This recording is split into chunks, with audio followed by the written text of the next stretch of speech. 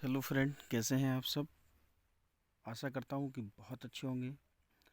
Friend, आज हम मिससेलेनियस question लेकर आए हैं जो इंग्लिश ग्रामर से रिलेटेड हैं और ये सारे के सारे एग्ज़ाम ओरिएंटेड क्वेश्चंस हैं।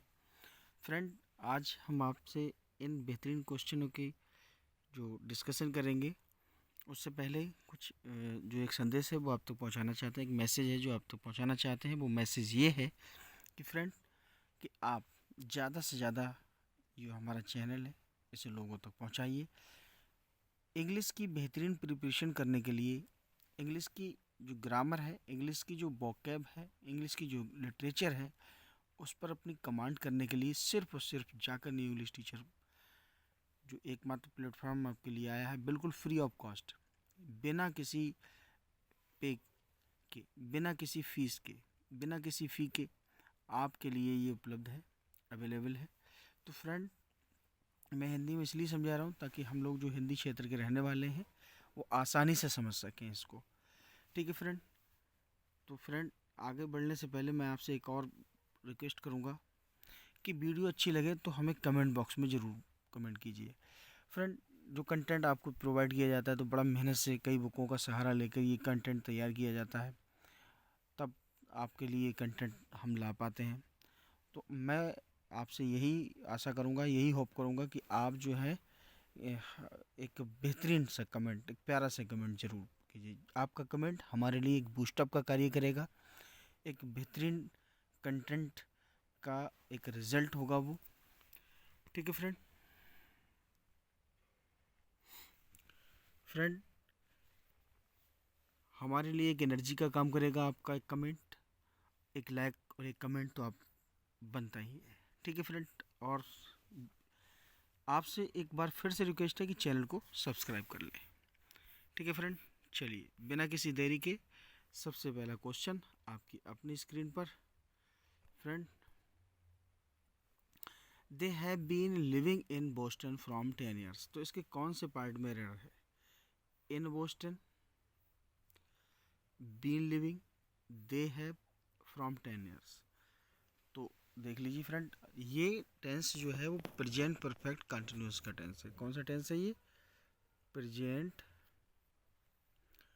Perfect continuous. ठीक है फ्रेंड। तो ये प्रेजेंट परफेक्ट कंटिन्यूस का टेंस है। तो यहाँ आप देख लीजिए, दे हैव बीन लिविंग, कोई कोई यहाँ पर कोई किसी तरह की एरर नहीं है। इन बोस्टन यहाँ भी नहीं है। फ्रॉम 10 ईयर्स, तो ये फ्रॉम जो है ये बिल्कुल गलत है। जी हाँ फ्रेंड, इस फ्रॉम के स्थान पर आप क्या लगाएंगे? फॉर लगाएंगे। क्यों क्यों लगाएंगे? यहाँ पीरियड ऑफ टाइम की बात की गई है। यहाँ जो बात की गई है, यहाँ जो पीरियड ऑफ टाइम शो हो रहा है, तो हम लगाएंगे फॉर 10 ईयर्स। फ्रॉम को काटेंगे और उसकी जगह पे लगाएंगे फॉर 10 ईयर्स।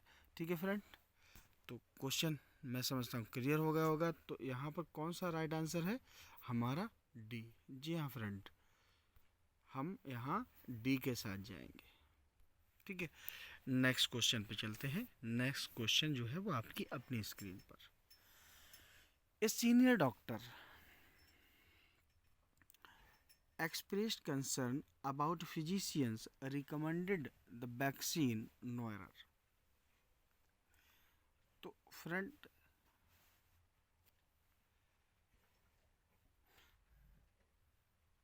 एक मिनट। तो फ्रेंड, यहाँ देख लीजिए, अ सीनियर डॉक्टर, यहाँ एरर है। एक्सप्रेस कंसर्न, यहाँ एरर है। About physicians recommended vaccine, no error. तो देखिए फ्रेंड, यहाँ जो हम एरर है तो वो हमारे सी पार्ट में एरर है। कौन से पार्ट में एरर है? सी पार्ट में। ये वैक्सीन है, इससे पहले डेफिनेट आर्टिकल, कौन सा article? Definite, definite article the, definite article the का यूज करना है। क्या करना है? द। कहाँ? ये वैक्सीन के पास में। ठीक है। रिकमेंडेड द वैक्सीन आएगा। ठीक है फ्रेंड।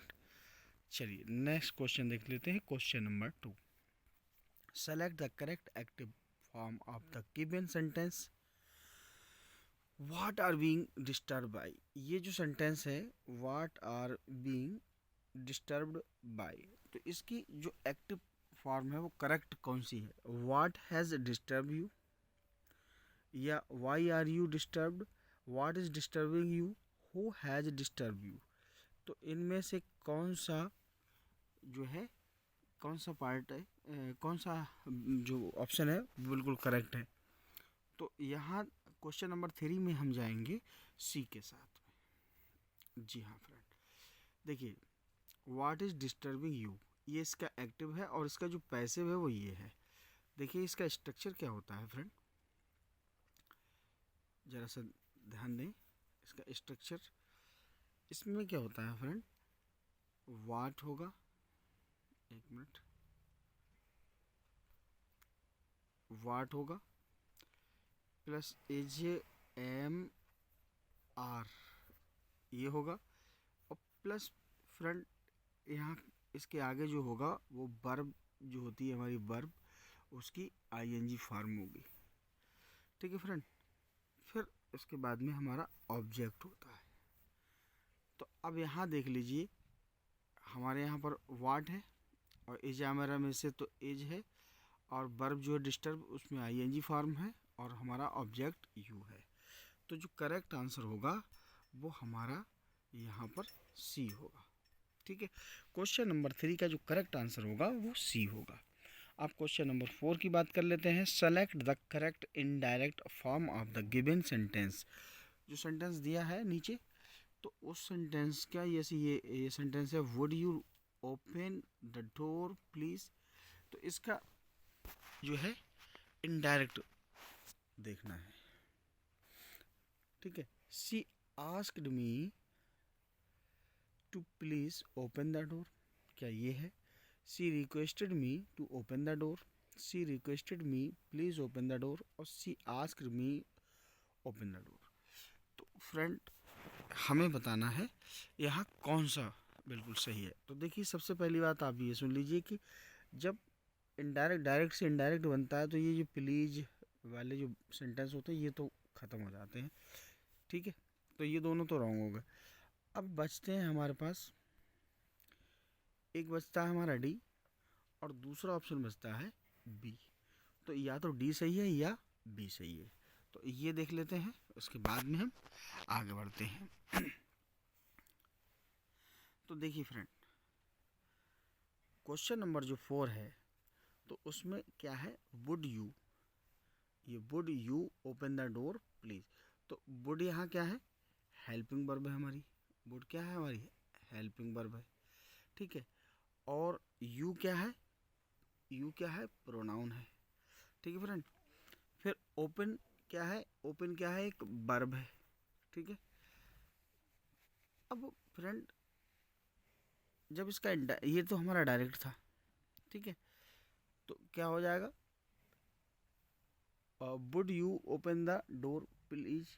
तो सी सेड, चूंकि यहाँ पर ऑप्शन में सी दे रहे हैं तो यहाँ क्या आएगा, सी सेड। ठीक है, अब जब इसका पैसिव बनाएंगे आप, ओ सॉरी, जब इसका इनडायरेक्ट बनाएंगे तब क्या हो जाएगा, she, she requested me to open the door, क्योंकि उसने मुझसे रिक्वेस्ट की। ठीक है, तो जब रिक्वेस्ट होगी तो क्या हो जाएगा, सी हो जाएगा। एक मिनट, तो क्या हो जाएगा यहाँ पर, सी हो जाएगा। ठीक है, और ये उसने क्या किया, would you open the door यानी रिक्वेस्ट की, तो सी रिक्वेस्टेड मी हो जाएगा टू ओपन द डोर। ठीक है, और यहाँ पर क्या लग जाएगा, इन्फिनेटिव लग जाएगा। ठीक है, तो हमारा जो राइट आंसर होगा वो क्या होगा, हमारा बी होगा। ठीक है, हम यहाँ बी के साथ जाएंगे। चलिए क्वेश्चन नंबर 5 देख लेते हैं। Fill in the blank. The company let me time off work. तो जो रिक्त स्थान है यानी जो ब्लैंक है, ब्लैंक प्लेस है, उसको फिल करना है। टेक आएगा, टेकिंग आएगा, टू टेक आएगा, या टोक आएगा, क्या आएगा क्वेश्चन नंबर 5 में क्या आएगा। तो देखिए द कंपनी क्या है, सब्जेक्ट है। ये जो द कंपनी है ये क्या है, सब्जेक्ट है। ठीक है, सब्जेक्ट के बाद में आपने क्या लगाया, लेट लगाया, अच्छा, जब लेट लगा है तो फ्रेंड एक बात और ध्यान रख लें कि लेट जो है अपने साथ में ऑब्जेक्ट लेता है, तो ऑब्जेक्ट आता है। तो देखिए, कंपनी सब्जेक्ट हो गई, लेट आ गया और मी ऑब्जेक्ट आ गया। ठीक है फ्रेंड। इसके बाद में विदाउट टू वाला, यानी बिना टू के, बिना टू के यहाँ क्या आएगा, इन्फिनेटिव आएगा। तो अब बिना टू का इन्फिनेटिव, तो ये टू टेक, ये तो गलत हो गया, टुक भी गलत हो गया और टेकिंग भी गलत हो गया। तो यहाँ क्या बचता है फ्रेंड, यहाँ जो बचता है वो टेक ये है। तो क्या लगेगा यहाँ पर, टेक। तो ए वाला जो है बिल्कुल राइट ऑप्शन है। ठीक है। क्वेश्चन नंबर 5 में हम ए के साथ जाएंगे। The company let me take time off work. ठीक है। तो यहाँ यहाँ जो है वो ए वाला ऑप्शन बिल्कुल सही है। चलिए, give the synonyms of the following, इनके सिनोनिम्स देना है। तो देख लीजिए फ्रेंड, लूसिडिटी। फ्रेंड, लूसिडिटी का सिनोनिम क्या होगा? ठीक है फ्रेंड। तो अब देख लीजिए फ्रेंड, लूसिडिटी का मीनिंग होता है स्पष्टता। क्या होता है? स्पष्टता। ठीक है। लूसिडिटी का मीनिंग क्या होता है? स्पष्टता। और जो एक नाउन है फ्रेंड, तो इसका मीनिंग क्या होता है? The quality of being clearly expressed and understood. ठीक है। लूसिडिटी क्या होता है? स्पष्टता होता है। इसका मीनिंग क्या होता है? The quality of being clearly sorry expressed and understood. ठीक है फ्रेंड। इसके बाद में पोलाइटनेस क्या होता है? पोलाइटनेस जो है फ्रेंड, इसका अर्थ होता है सील। क्या होता है यहाँ पर? इसका अर्थ होता है सील। ठीक है friend. The quality of being good mannered and respecting the feeling of others. ठीक है। क्लैरिटी की बात करेंगे। क्लैरिटी का मीनिंग भी स्पष्टता होता है। क्या होता है? स्पष्टता। ठीक है। तो आप इसे भी कह सकते हैं the quality of being expressed and understood clearly. ठीक है। इसके बाद फ्लुएंसी की बात करेंगे। तो फ्लुएंसी का जो मीनिंग होता है फ्रेंड, जो फ्लुएंसी है इसका मीनिंग होता है प्रवाह। क्या होता है? प्रवाह। ठीक है। आप इसे कह सकते हैं the quality of being able to speak और राइट अ लैंग्वेज। ठीक है फ्रेंड। अब आपको बताना है इसका सिनोनिम। तो देखिए, लूसिडिटी को हमने स्पष्टता बताया था, क्लैरिटी को भी स्पष्टता बताया, तो इसका जो राइट ऑप्शन होगा वो सी होगा, क्योंकि इसका सिनोनिम जो है वो ये है। ठीक है फ्रेंड। तो क्वेश्चन नंबर 6 का जो राइट आंसर है वो सी होगा। ठीक है। नेक्स्ट क्वेश्चन पे चलते हैं। Question number 7, select the most appropriate synonym of the given word. तो जो प्रेडिकामेंट जो वर्ड है, ये प्रेडिकामेंट, इसका राइट ऑप्शन क्या होगा? क्या ए होगा, बी होगा, सी होगा या डी होगा? ठीक है फ्रेंड। तो प्रेडिकामेंट का जो अर्थ होता है वो होता है स्थिति। क्या होता है? स्थिति। ठीक है फ्रेंड। क्या होता है? स्थिति। ठीक है। आप कह सकते हैं प्रेडिकामेंट जो है वो स्थिति है, अ डिफ़िकल्ट सिचुएशन। ठीक है। इसके बाद में जो डिप्रेशन है, डिप्रेशन को हम कहेंगे अवसाद। क्या कहेंगे?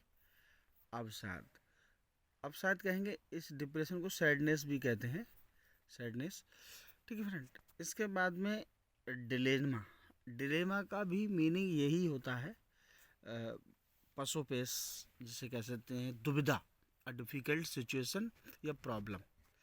ठीक है। दुविधा कह सकते हैं इसे। क्या कहेंगे? दुविधा। ठीक है फ्रेंड। अब जो अगला है प्रोफेसी, इसका अर्थ होता है भविष्यवाणी। क्या होता है? भविष्यवाणी। ठीक है। अब इसको हमें यहाँ बताना है कि इसका एंटोनिम कौन सा होगा। ठीक है। प्रेडिकामेंट जो है, इस प्रेडिकामेंट का एंटोनिम क्या होगा? तो इसका देखिए, प्रेडिकामेंट होता है स्थिति। ठीक है। तो डिलेमा जो होता है वो क्या होता है? दुविधा, यानी कोई कभी इधर कभी उधर। ठीक है। तो इसका जो राइट आंसर होगा वो सी होगा। क्वेश्चन नंबर 7 में हम सी के साथ जाएंगे। ठीक है फ्रेंड, तो कैसा लग रहा है हमें कमेंट बॉक्स में ज़रूर आप बताते रहें। Select the appropriate antonym of the given word. अब यहाँ एंटोनिम बताना है फ्रेंड, यहाँ एंटोनिम बताना है। इसमें आपने सिनोनिम बताया था, ठीक है, और यहाँ आपको एंटोनिम बताना है। तो ठीक है फ्रेंड, फैसिनेटिंग, फैसिनेटिंग का आपको एंटोनिम बताना है। तो फैसिनेटिंग का जो मीनिंग होता है, फैसिनेटिंग क्या है, एक एडजेक्टिव है, इसका मीनिंग होता है एक्सट्रीमली चार्मिंग। क्या मीनिंग होता है? एक्सट्रीमली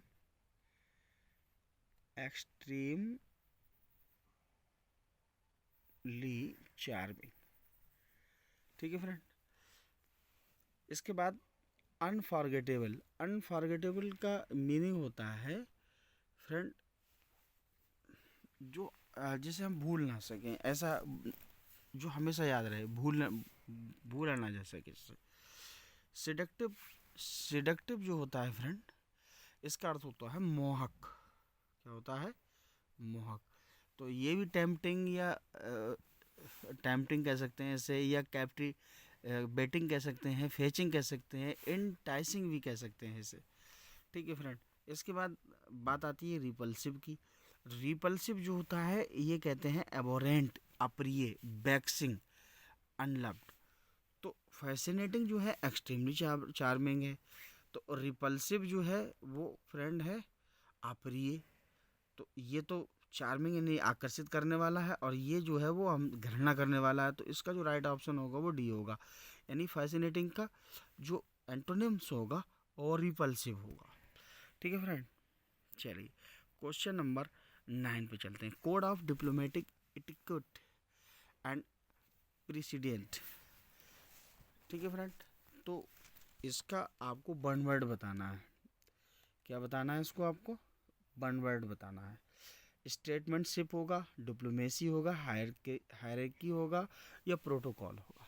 तो कि प्रोटोकॉल जो होता है वो शिष्टाचार होता है, a system of fixed rules and formal behaviour used of at official meeting.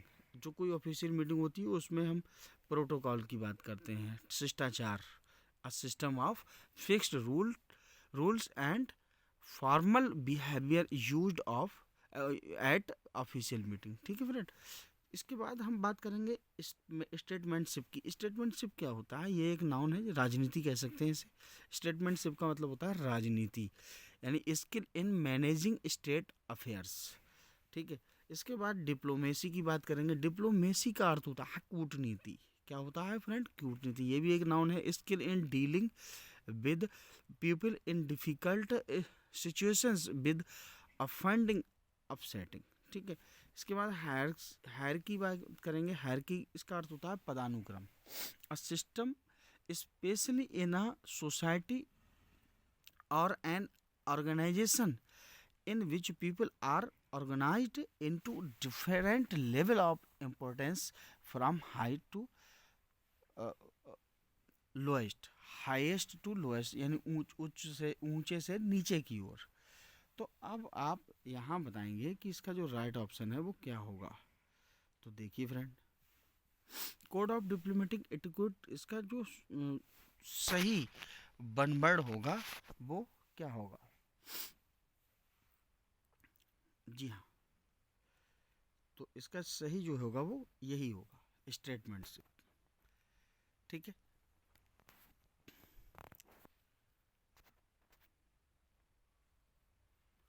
ठीक है, आगे चलते हैं। Give the appropriate meaning of idiom phrase. Idiom phrase जो है जैसे विद बेटेड ब्रीथ, इसका सही मीनिंग क्या होगा? इन डिस्प्यूट होगा, इन एक्साइटी होगा, इन फुल डिटेल होगा, इन हैप्पी मूड होगा। क्या होगा फ्रेंड? क्वेश्चन नंबर 10 का राइट आंसर क्या होगा? तो फ्रेंड क्वेश्चन नंबर 10 का जो राइट आंसर होगा वो बी होगा, इन एनएक्साइटी। एनएक्साइटी का अर्थ होता है ईगरली, एनएक्सियसली। जैसे हम कह सकते हैं I waited for the announcement of my result, यानी आप अपने रिजल्ट का जो परिणाम आपका जो रिजल्ट है जो आने वाला है उसको लेकर जो उत्सुकता होती है, जो ईगरनेस होती है, उसे इन एनक्साइटी कहते हैं। ठीक है, विद वेटेड विरीत का अर्थ होता है इन एनक्साइटी यानी बेचैनी। ठीक है फ्रेंड, तो फ्रेंड वीडियो में अभी बहुत कुछ है। ठीक है, तो बाकी क्वेश्चन चूँकि मुझे थोड़ा सा वर्क है इसलिए नए वीडियो में मैं इसे लेके आया हूँ, सिर्फ इसको प्रयोग करने के लिए कि मिससेलेनियस क्वेश्चन आपको कैसे लगेंगे, कैसे आपको आपकी तैयारी होगी, आप किस लेवल से तैयारी करना चाहते हैं। ठीक है, तो एक एक वीडियो में हम हर टॉपिक को अलग अलग कवर करेंगे फ्रेंड। तो वीडियो कैसा लगा हमें कमेंट्स बॉक्स में ज़रूर बताएं। ठीक है फ्रेंड, थैंक्स फॉर वॉचिंग।